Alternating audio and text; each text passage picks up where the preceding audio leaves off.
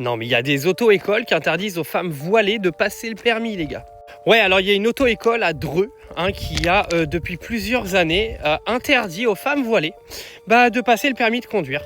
Pourquoi ? Car cette auto-école se défend, soi-disant, qu'il y aurait eu des problèmes dans le passé et qu'ils sont en droit d'utiliser dans leurs textes et dans leurs chartes le principe de neutralité religieuse. Vous savez, cette fameuse laïcité, sauf qu'une auto-école n'est rien d'autre qu'un business pour faire du fric sur le dos des gens et n'est absolument pas une institution de l'État régie par le ministre de l'Éducation nationale.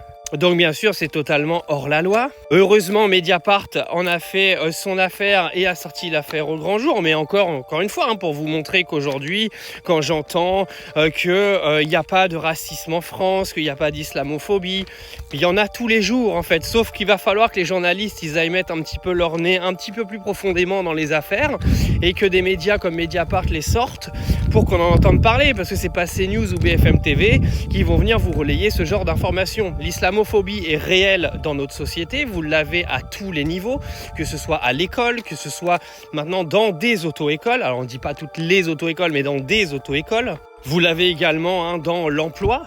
Alors ça s'appelle de l'islamophobie, de la discrimination. Quand je vois que nous aujourd'hui dans les médias on essaie de nous vendre que le racisme anti-blanc est celui qui se pratique le plus dans notre pays, ça me fait doucement rigoler. C'est quoi le problème du voile dans une voiture ? C'est quoi le problème ? Vous avez peur que le voile leur tombe sur les yeux, qu'elles ne voient plus rien et qu'elle provoque un accident, c'est ça ? Ah non, mais on peut prendre toutes les théories. Allez-y, ouvrez les commentaires. Marquez dans les commentaires pourquoi une femme ne pourrait pas conduire avec un voile.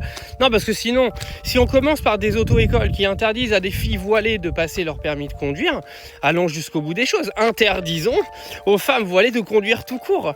Mais il faudra trouver l'argument, mais bon, vous allez le trouver, la fachosphère, il n'y a pas de problème. Ah oui, au fait, pour finir la vidéo, les gars, la fachosphère, il va être temps de faire des bébés, parce que Mohamed est pour la 2e année consécutive le prénom le plus donné au Royaume-Uni.